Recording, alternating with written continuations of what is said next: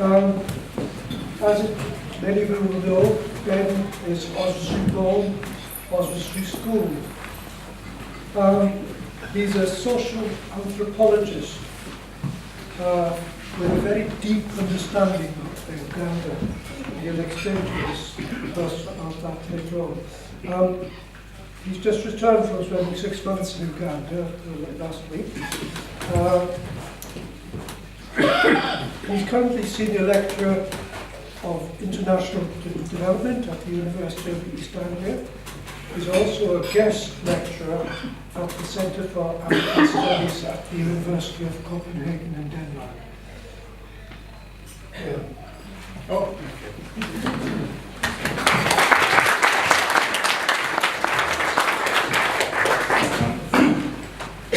I'll try to speak without a microphone. Can you hear me at the back? Yeah, right. Yes, you can hear me all right. Okay. And I would just, before I begin, I would just like to say thank you very much to the trustees of Dolen Ffermio for inviting me along here, for giving me the chance to talk. Thank you very much to Emir's sister, Enid, for organising the event this evening. And thank you all for coming, those of you, particularly those representing Oswestry Council and representing the town of Oswestry. Before we move along, I will ask my younger brother, Michael, who's here, just to put a pile of pictures on your table. Yeah? So these are, we leave one for our table here. Okay, that is fine. Emir has said, I just come back from Uganda for 6 months, from 6 months of field work, and these are just pictures of some of the people I've spent time with. Yeah. And if there's one point I would like to get across in the talk, just one thing for you to take away, is perhaps to look at the pictures that are on your table and just to see these as people facing different challenges in their lives, maybe, and we'll come to that. People maybe facing different experiences of health, of education, of agriculture, to what we deal with here. But in the end, you know, the person who I think is on top is a very nice lady called Christine. She's a very nice woman. She's got 5 children. She just gave birth to her last one. I'm one of 5, and she's just given birth to her 5th child, I think, 3 weeks ago. Christine also lives what Ugandans would say positively. Christine is HIV positive, as is her husband, and that's one of the challenges she has to face in her life. Thankfully, none of her children have HIV. All right. So I will talk, and I realise it's an audience where we have a mixed crowd here. We have some people that know Uganda probably as well or better than me. We have some of you who may not know much about Uganda or Africa at all. So I'll try to mix it up a bit. But if anything I say is not clear, just raise your hand, or if I'm talking too quickly, let me know. And I'll talk for about 25 minutes. I asked people for advice on giving an after-dinner speech. I asked, I think, Emir yesterday, what was the most important piece of advice, and he was like, keep to time. So I will talk for 25 minutes and no longer. There are 3 things I will talk about. I'll give you 3 examples from my time in Uganda. One from 2001, when I was only about 24 years old, and I went to live in Uganda in what Heather Starbuck described to me as an IKEA prefab house in rural Uganda, which I think is about correct, isn't it? I'll give an example from that time, and then I'll give 2 examples from my most recent visit. And they sort of fit under the following headings. So the first example fits under the heading of underwear. The second heading fits under the word ulcers. And the third heading fits under the book of Jeremiah. Yeah, so those are 3 things I will talk about. I'll talk about underwear, ulcers, and the book of Jeremiah. But I thought, for those of you where this is a completely new topic, just to give you a sense, if we were having this event in Uganda, and there were this many people enjoying a nice meal sat around the table, the whole room would be full of young people sat on the floor. Uganda is a young country. Around 80% of the population are below the age of 30. Uganda is a country also where people are really pushing for education. So about 90% of men and 83% of women in Uganda now are literate, and that's a massive increase from the early 1990s, when it would only have been about 50, 60%. Yeah. In terms of the sort of official definitions, 83% of young Ugandans don't have work. There aren't jobs in the Ugandan economy. But Uganda's economy is one without safety nets. There's no form of social security for people to rely on. The health system is very uneven. So what you have in Uganda is people don't have jobs, but everyone works. Yeah? And the feeling you get if you spend time where Lorna has just been last week, or where I work, you get the sense of young people struggling, and a tremendous energy and desire for education, and a desire for work, and a desire, I suppose, in a larger sense, for development. People are building houses, they're burning bricks, they're trying to work out what to do best with their land, whether to sell it off for money to try to build a house, whether to borrow money from the bank for school fees, and so on and so forth. So that's one of the things I wanted to get across about Uganda, that people have maybe similar, everyone in the world is similar, but the situation is different. As I said, if you were in a Ugandan space, there would be children at your feet, yeah, waiting for you to not eat all of the apple pie, and perhaps a little bit would be left over for them to eat from, and so on and so forth. All right. And just to give you an idea of what things cost, so I'm sat, I think, 2 seats away from my aunt, Muriel, who's a primary school teacher, was a primary school teacher. In Uganda, your salary as a primary school teacher would be about £80 or £90 a month.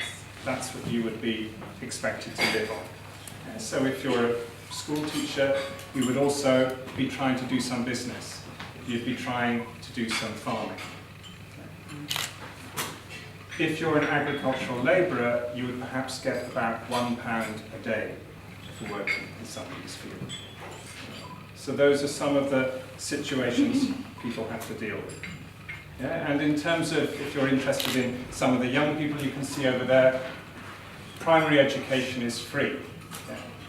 But if you're earning £1 a day, it's quite hard to get the school uniform, or it's quite hard to pay for the mathematical set. And there's no school lunch. It's quite hard to summon the money to feed your children. Yeah. Secondary education in Uganda, which is what everybody is struggling for, that costs money. There is no free secondary education. Yeah, and we'll pick up that idea when I talk a little bit about ulcers. Yeah. But the first story is about underwear. So if you imagine me about 20 years younger, I'd never been to a developing country before, and all of a sudden I've read about it, I've done my research for my PhD, I've written my funding proposal, I've got my research funding from the government, and I turn up in a place and people are very helpful, people are very welcoming. Yeah, one of the most interesting things when I come back from Uganda, and sort of Norwich is the city I live in, the one thing I want to do as I walk through Norwich when I come back from Uganda is greet every single person I pass. Because that's what you must do. In Tesa, where I work, you would say yoga, which means, are you well? And then the person would say yoga noi, very well. And every single person you have to greet like that. If you start doing that in Norwich, people wonder maybe about your psychiatric condition or your mental health. But anyway, people are very welcoming. And for me, my identity at that time was very much as a young person and as a student. Yeah, that was how I saw myself then. And people sort of suggested, well, you know, you don't know how to wash clothes. I'm used to a washing machine. I don't know how to use, they would use, I guess like carbolic soap, that people would use bar soap. And you would have some laundry basins and you would do your washing by hand. Perhaps some older people in the room would sort of understand that way of doing laundry. I didn't know it, so somebody offered to do my laundry for me. Yeah. And this went on for about 3 or 4 months. Now, interestingly, in one of the secondary schools there was an older chap, William, who had studied in Edinburgh. And he was always made fun of by people because the strangest thing about him was he would put his underwear on the line. Yeah. He would dry his underwear outside, which in Uganda, that was a sign that he'd been to Edinburgh. I'm not quite sure what people in Edinburgh do with their underwear, but this was a sign that he had been away. Yeah. people laugh to me about this William and his funny attitude, because in Uganda, the washing of underwear is a very private, a very taboo thing. Yeah, and I would laugh as well at this man. But I probed the subject a bit more deeply. Yeah. And then it turns out, of course, that you never let somebody else wash your own underwear. Maybe if you are a wife, you get the pleasure of washing your husband's underwear. But beyond that, you have to wash your own underwear. Now, for 4 months, this girl had been washing my underwear. Okay. Nobody had said anything about it. Everyone had gossiped about it, I later found out. And so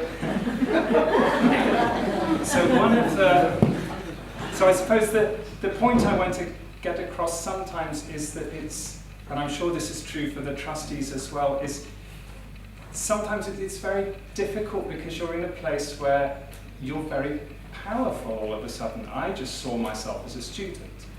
I didn't see myself as the sort of person that could make people change their behaviors, that could make people not stand up to me, not correct me, not tell me, like I'm sure any family member here would be, what a fool I'm being for letting somebody else wash my underwear. And that's one of the sort of the interesting sort of bits of research, or bits of time spending time in Uganda, is sometimes how power works. You know, so I know we can all celebrate something like Comic Relief and the good work it does. But it's also, I think, interesting to think about the responsibilities we have when we're doing that work, I suppose, and to try the best we can to figure out if what is happening when people are washing underwear. Now, the second story I wanted to talk about was, if you could, actually, I think on your bits of paper, which should be in front of you, that there should be a picture of a grass mat with many books laid out on it. Can you see that picture?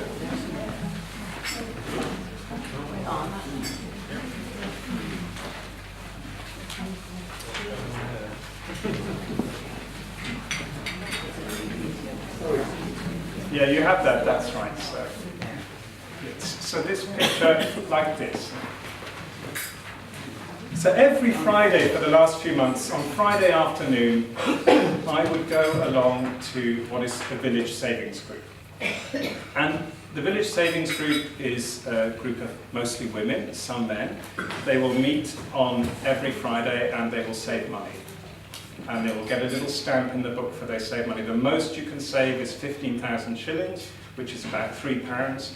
The least you can save is 3,000 shillings, which is about 70p. Yeah, and every week, members of this group will save. Now, once a year, the interest that people have paid on their loans, plus people's savings, is divided. And what will happen is a little book will be put on the mat, and inside it, the people in charge of the money will put the final lump of money into that book, and you will get to walk away with it. And I think Christine, who I've already mentioned, she will say, well, 3 years of saving here has helped me build a house with an iron roof. Yeah? The lady whose compound this is in, Petalina, she would say that every year from this group I'm able to buy a cow. Yeah, and then I can sell on the calves and so on and so forth. So it's a very interesting institution. But as an anthropologist, where mainly you're interested in the incidental bits of life and what people like talking about, it's a great place to go because people like to gossip. They like to present their problems. And there were 2 women I was listening to, Josephine and Christine, and they'd come along early and they were talking to each other, and the one was sort of saying, well, I don't know whether it's ulcers. This is where ulcers come to. I don't know whether it's malaria. You know, I feel like I want to vomit all the time. I feel like there's a lot of blood inside me, and so on and so forth. Now, Christine turned to Josephine and said, it must be ulcers. And I have to get the quote right. And what she said in Atesa was, she said, as long as you have family, you will have ulcers. And what is meant by that, and again it's another message to sort of put across, is that the women in this group, the reason they're in this group is because they're trying to raise money for school fees. Yeah. one part of this group, you can save a little extra money each week for something called engeso.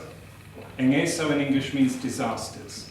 It means you can save a little extra money each week, and you can pull money from that, say if your child gets sick. Say if a family member dies and you have the costs that come with the burial and so on and so forth. But one of the messages I want to get across, again, if you're thinking of supporting the work of Dolen Ffermio, is you're working in a place that's young, where people have often quite stressful lives. Lives where all the time, even when I'm there, I will get calls 5 or 6 times a day asking for help. Yeah. They're from people in very different situations, some poorer, some richer, but everyone is struggling. They're struggling for school fees, they're struggling with the costs of medical emergencies. People are trying to build houses. People are worried about what's going to happen to their land. People are trying to get title.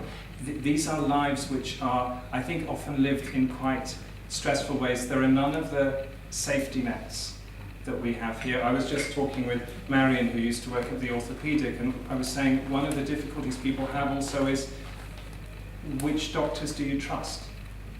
Is the doctor referring you on because they want more fees? Is the doctor really the one to help you? Is it better to go to a church and try to get healing from there? Is it better to combine both? So people's lives, and it's something I noticed this time. I heard the word ulcers so many times, and what people are talking about, I think, are lives that are very challenging, where they are doing a lot of work themselves, often with limited support. Yeah. And if you are doing well, other people are then putting pressure on you, and putting pressure on you, and putting pressure on you. Yeah. So that was the sort of second story I wanted to get across. Then the final story I wanted to get across is about the book of Jeremiah. So Friday, 2 weeks ago, a fortnight ago, I was in my office and I was working with 4 research assistants, 2 men, 2 women. And actually, if I put that across, those 4 young people, it's where your heart bleeds sometimes. When I met the 4 of them at the beginning to help me do my survey in the village, you ask them, what are you doing? The one is a university graduate, and he's having to roast pork and sell pork at the roadside, and he's staying home. Another one finished S4, he's an orphan, so his parents, S4, finished his O-levels, so his parents couldn't afford to put it, his parents had passed on, his grandmother couldn't put it on to do any A-levels. Yeah. Sarah, who we'll come to in a minute, she's got a diploma, but she sells tomatoes in the market. Yeah. And occasionally a bit of work like mine will come along, and she will do that very conscientiously, very hard-working. Yeah, but you find a lot of people staying home, who don't have the opportunities that their skills, they're not able to do the work they want to do, that's what I would say, I suppose. Yeah. Anyway, so the 4